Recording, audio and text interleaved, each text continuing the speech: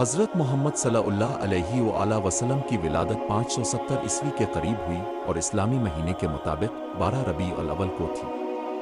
اب صلی اللہ علیہ وآلہ وسلم کی پیدائش مکہ مکرمہ میں ہوئی۔ والد کا نام حضرت عبداللہ بن عبد المطلب اور والدہ کا نام حضرت آمنہ بنت وہب تھا۔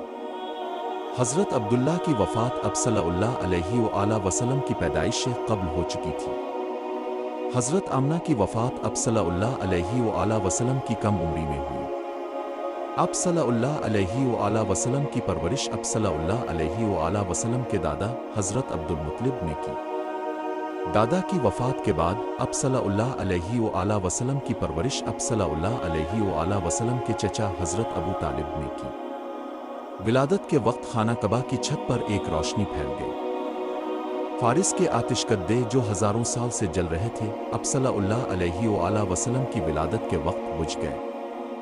دریائے دجلہ اور دریائے فرات کی لہریں بھی اب صلی اللہ علیہ وآلہ وسلم کی ولادت کے موقع پر رک گئیں۔ اب صلی اللہ علیہ وآلہ وسلم کی پیدائش کے موقع پر مکہ مکرمہ میں خوشیوں کی لہر دوڑ گئی۔ اب صلی اللہ علیہ وآلہ وسلم کو بچپن ہی میں الصادق صدیق کے لقب سے نوازا گیا۔ اب صلی اللہ علیہ وآلہ وسلم کو الامین امانت دار کے لقب سے بھی پکارا گیا۔ اب صلی اللہ علیہ وآلہ وسلم کے خاندان کی حیثیت قریش قبیلے کی معزز نسل میں تھی۔ حضرت آمنہ اب صلی اللہ علیہ وآلہ وسلم کی والدہ ایک معتبر اور عزت دار خاندان سے تعلق رکھتی تھی۔ اب صلی اللہ علیہ وآلہ وسلم کے دادا حضرت عبد المطلب نے اب صلی اللہ علیہ وآلہ وسلم کی پرورش میں خصوصی شفقت کا مظاہرہ کیا۔ حضرت ابو طالب نے اب صلی اللہ علیہ وآلہ وسلم کی پرورش میں اپنی مکمل حمایت اور سرپرستی فراہم کی۔ اب صلی اللہ علیہ وآلہ وسلم نے بچپن ہی میں صداقت، امانت اور اعلیٰ اخلاقی کردار کا مظاہرہ کیا۔ اب صلی اللہ علیہ وآلہ وسلم نے ابتدائی تعلیم اور تربیت خاندان کے بزرگوں سے حاصل کی۔ اب صلی اللہ علیہ وآلہ وسلم کی سچائی اور امانت داری کی شہرت مکہ مکرمہ میں پھیل گئی۔ جوانی میں اب صلی اللہ علیہ وآلہ وسلم نے مختلف تجارتی سرگرمیوں میں حصہ لیا۔ تجارتی معاملات میں اب صلی اللہ علیہ وآلہ وسلم نے دیانت داری اور ایمانداری کا مظاہرہ کیا۔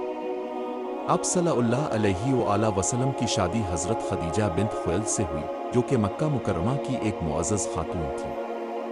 اب صلی اللہ علیہ وآلہ وسلم کی پیدائش کے وقت کئی معجزات اور روحانی نشانیاں ظاہر ہوئیں۔ مکہ مکرمہ کی روحانی اہمیت اور تقدس کی بنا پر اب صلی اللہ علیہ وآلہ وسلم کی پیدائش کو خاص اہمیت دی گئی۔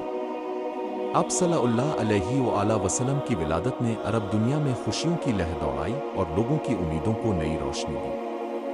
اب صلی اللہ علیہ وآلہ وسلم کی ابتدائی زندگی میں علمی اور فہمی کی خصوصیات نمایاں تھیں۔ اب صلی اللہ علیہ وآلہ وسلم کی نبوت کا آغاز 40 سال کی عمر میں ہوا۔ اب صلی اللہ علیہ وآلہ وسلم نے لوگوں کو توحید، عدل اور اخلاقی اصولوں کی طرف دعوت دی۔ اب صلی اللہ علیہ وآلہ وسلم نے اپنی زندگی میں سچائی اور ایمانداری کو اپنی تبلیغ کا مرکزی موضوع بنایا۔ اب صلی اللہ علیہ وآلہ وسلم نے اپنی تبلیغ کے دوران مختلف مشکلات اور چیلنجز کا سامنا کیا۔ اب صلی اللہ علیہ وآلہ وسلم کے خاندان اور صحابہ کرام نے اب صلی اللہ علیہ وآلہ وسلم کی تبلیغ میں اہم کردار ادا کیا۔ اب صلی اللہ علیہ وآلہ وسلم کی دعوت کو اللہ تعالیٰ کی طرف سے خصوصی مدد اور رہنمائی حاصل رہی۔ اب صلی اللہ علیہ وآلہ وسلم کی تعلیمات نے اسلام کو ایک جامع اور ہمہ گیر پیغام فراہم کیا۔ اب صلی اللہ علیہ وآلہ وسلم کی تعلیمات نے معاشرتی اصلاحات اور عدل کی اہمیت پر زور دیا۔ اب صلی اللہ علیہ وآلہ وسلم کی زندگی میں اخلاقی اقدار اور کردار کی اعلیٰ مثالیں فراہم کی گئیں۔ اب صلی اللہ علیہ وآلہ وسلم کی زندگی اور تعلیمات نے دین اسلام کی بنیاد فراہم کی۔ اب صلی اللہ علیہ وآلہ وسلم کی تعلیمات نے انسانیت کو روحانی رہنمائی فراہم کی۔ اب صلی اللہ علیہ وآلہ وسلم کی زندگی کا پیغام آج بھی دنیا بھر کے مسلمانوں کے لیے مشعل ہے۔ ہر مسلمان کے دل میں اب صلی اللہ علیہ وآلہ وسلم کی ولادت کی خوشی ایک خصوصی مقام رکھتی ہے اور اسے جشن و عقیدت کے ساتھ منایا جاتا ہے۔